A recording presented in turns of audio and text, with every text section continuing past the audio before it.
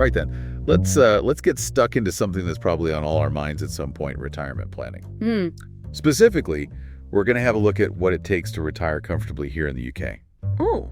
We've got this pretty interesting YouTube video. It's from Time to Retire. Right. And it's a couple. And they're reacting to the latest Retirement Living Standards report. Yes.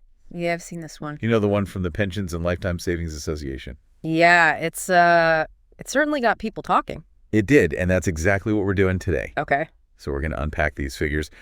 Some of them are a bit eye-watering, to be honest. Right. And we'll see how they stack up against different retirement lifestyles. So, comfortable, moderate, and minimum.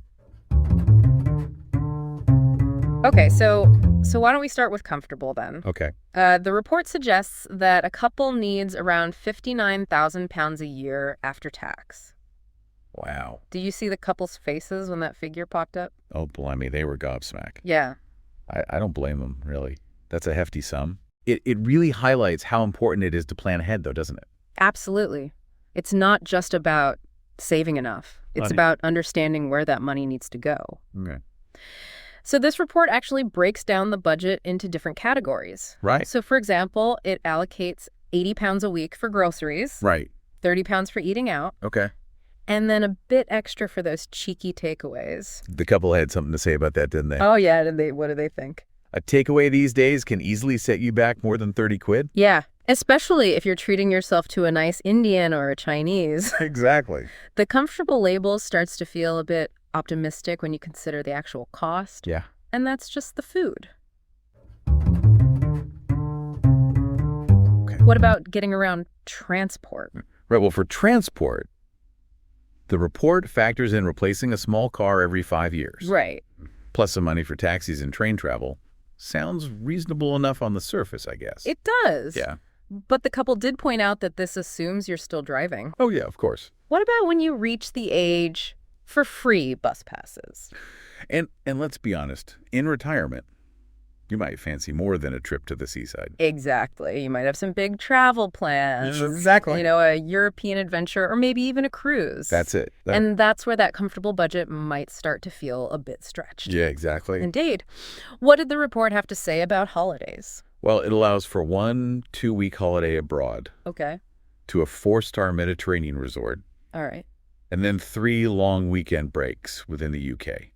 Sounds nice, but perhaps not quite as extravagant as some might envision for a comfortable retirement. The couple seemed to think it was a bit stingy on that front. Really? Given that £59,000 figure. Yeah, that's true. And then there's clothing. They suggest £1,500 per person per year. $3,000 on clothes? Yeah. Did the couple agree with that? Not a chance. What did they say? They reckon that a good quality coat or a decent pair of shoes should last you a good few years. Yeah, makes sense. They're advocating for a bit more mindful spending, even in a comfortable retirement. Makes sense. What about helping out family? Because that can be a big expense, especially as we get older. Yeah, for sure. What did they say about that? The report recommends putting aside £1,000 a year for things like gifts, donations, and helping out family members. Yeah. The couple felt that was a bit high. Did they? Especially since they don't have any grandkids yet. Oh, right. But that's a whole other kettle of fish, isn't it? It is. Grandchildren can be wonderful. Yeah. But they don't come cheap. Absolutely. So we've seen what comfortable looks like. Right. Now let's brace ourselves and take a peek at the minimum retirement budget. Okay. Quite a contrast. I'm ready. Hold on to your hats, because for a single person, okay, the minimum retirement income is a mere £14,400 a year. Oh, wow. That's barely above the state pension. Blimey, that comfortable label feels a world away suddenly. How are you supposed to enjoy retirement on £14,400 a year? It does make you wonder, doesn't it? Let's have a look at how that actually breaks down. Okay. So for home maintenance, the report allocates a grand total of £100 a year. £100. You wouldn't even be able to fix a leaky tap with that. The couple had a good chuckle about that one. I bet they did. What about putting food on the table? Right. So the food budget is tight. Right. £50 a week for groceries. Okay. £25 a month to eat out. All right. And a measly £15 for takeaways every 2 weeks. Wow. You'd have to be pretty careful with your pennies to make that last. You'd certainly have to be making the most of those supermarket deals. Yeah, for sure. It makes you question how realistic these standards are for many people. Absolutely.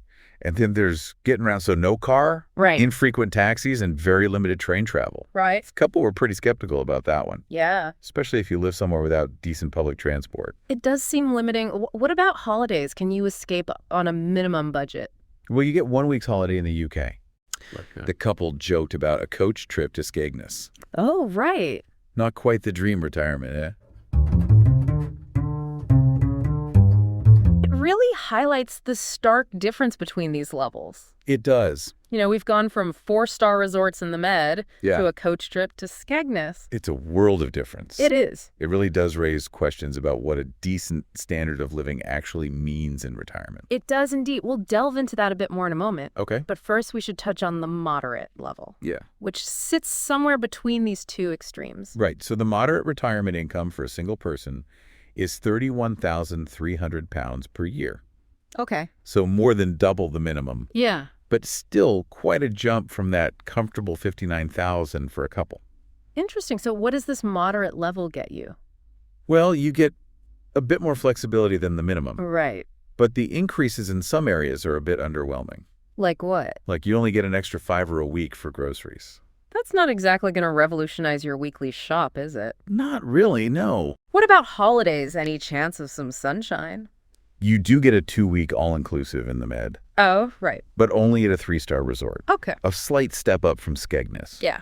but not exactly luxury. It seems like moderate is still about making choices and being mindful of your budget. Absolutely. Okay. One point that the couple raised, Yeah. which I thought was quite interesting actually, is the difference in costs between retiring single Yeah. and retiring as a couple. Okay. You might assume that a couple just needs double the money a single person needs. That seems logical. Yeah. Is that how it works out, though? Not quite. The minimum retirement budget for a couple is actually less than double the single person's minimum. Interesting. So it suggests that there are some economies of scale involved. That makes sense. Yeah. Sharing costs can make a big difference, even in retirement. Yeah. It's something to consider, isn't it? Yeah, it is. So as we kind of wrap up this part of our deep dive, Right. what were the couple's overall thoughts on this report? Were they convinced? Well, they were a bit skeptical, to be honest. Okay. Especially about that high figure for comfortable living. Right. They felt it was a bit out of touch with most people's financial realities. Understandable. And they did encourage viewers to share their own experiences and thoughts as well. A sensible suggestion after all these are just guidelines and everyone's situation is different. Exactly. We've looked at the numbers, heard the couple's reactions, Yeah. and started to unpack what comfortable retirement really means in the UK. Right. But there's more to come. Indeed, in part 2, we'll explore some of the factors that influence retirement planning Okay. and delve a bit deeper into how to make your savings last. Sounds good. So stick with us. Ah.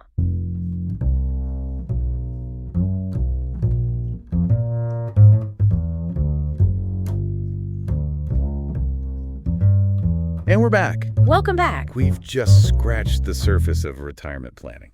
Yeah. It's not just about the numbers, is it? Not at all. There are loads of things that can affect how much you need. Right. Like your health, for one. Yeah. If you have any ongoing health issues, Okay. you might need to think about private health care or extra support. Necessary. Yeah. Which can all add up. And then there's the cost of living. Yeah. It's a bit of a wild card, isn't it? Everything seems to be going up these days. It certainly is. That's where inflation comes in. Right. And it can really eat away at your savings over time. Yeah. So it's vital to factor that into your plans. Gives you a bit of a fright, doesn't it? It does. So what can we do to make sure our retirement savings actually last? What's the secret sauce? Well, one key thing is diversification. Okay. Don't put all your eggs in one basket, as the saying goes. Right. Spread your investments across different areas. Spread the risk. Exactly. I like that. So what are we talking about here? Things like pensions, of course. Okay. Most of us have those through work. Right. But you might want to think about additional private pensions, too. Okay. Then there are ISAs, individual savings accounts. Right. These have tax advantages, so they can be a good way to save for retirement. Yeah. And some people even invest in property. Now, those sound a bit complicated for someone who's not a financial whiz. Yeah. Are there any simple ways to make your money stretch further? Downsizing your home is a popular option. Right. If you've got a big house with spare rooms, Okay. you could sell up, move somewhere smaller, Right. and release some equity. Yeah. Plus, your bills will probably be lower, too. That makes sense. Yeah. And let's not forget all those perks you get when you reach a certain age. Absolutely. Your free bus pass, cheaper prescriptions, those sorts of things. Yeah. They can make a real difference. Every little helps. Exactly. Now, one thing the video didn't really touch on is the emotional side of retirement. Right. It's not just about the money, is it? No, it's not. It's a massive change in your life. You're absolutely right. It's important to think about how you'll spend your time, Right. how you'll stay connected with people, and how you'll find things that give you purpose. So it's as much about life planning as it is about financial planning. Exactly. And that's often the bit people forget about. You've worked hard all your life and suddenly you've got all this time on your hands. Yeah. It can be a bit daunting. It's important to have things to look forward to, isn't it? Hobbies, travel, spending time with loved ones. Absolutely. And that's where planning comes in. Yeah. What you want your retirement to look like. What are your dreams? It's about having a vision, isn't it? And then figuring out how to make that vision a reality. Precisely. And that brings us back to those figures in the Retirement Living Standards report. Yeah. They caused quite a stir, didn't they? They did. The couple in the video seemed pretty skeptical, Right. particularly about that high figure for a comfortable retirement. It is a lot of money. Do you think these reports are helpful? Or are they just scaremongering? That's a great question. Yeah. They can be a useful starting point. They can be a useful starting point, but it's crucial to remember that they're just guidelines. They can't possibly account for everyone's individual circumstances. Exactly what one person finds comfortable, another might find extravagant or even restrictive. Yeah. It all comes down to what you value and what you want out of your retirement years. So if someone's listening to this thinking, blimey, I need to find 59,000 pounds a year, what would you say to them? I'd say take a deep breath and don't panic. Right. Those figures are based on a very specific set of assumptions. Okay. The key is to personalize it to your own situation. Right. Think about what's important to you. Make it your own retirement plan, not someone else's. Precisely. If travel is your passion, you might be willing to cut back in other areas to fund those adventures. Okay. If you're more of a homebody, you might prioritize creating a comfortable and cozy living space. It's all about finding that balance, isn't it? Absolutely. And it's never too early to start thinking about these things. Right. The earlier you start planning and saving, the more options you'll have down the line. Even if retirement feels like a million miles away. Especially that's when the magic of compound interest really kicks in. Small, regular contributions over time can grow into a pretty substantial nest egg. So don't be put off by those big numbers. No. Start small.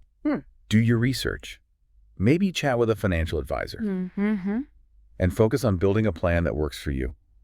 And remember, retirement isn't just about the financial side of things. Oh. It's about creating a fulfilling and meaningful next chapter. Right. It's about enjoying the fruits of your labor and pursuing those passions you may have put on hold. It's about having time to do the things you love. Exactly. Whether that's traveling the world, spending time with family and friends, or finally taking up that hobby you've always fancied. Exactly. Retirement can be a time of great joy and freedom. Yeah. It's all about planning and making informed choices. Well said. That brings us to the end of our deep dive into retirement planning. It does. Hopefully we've given you some food for thought. Yeah. And maybe even a bit of inspiration to start planning your own retirement adventure. We've covered a lot of ground exploring the numbers, the realities, and most importantly, the possibilities. Right. Remember, it's your retirement, so make it your own. Couldn't agree more. Thanks for joining us on this deep dive. Until next time.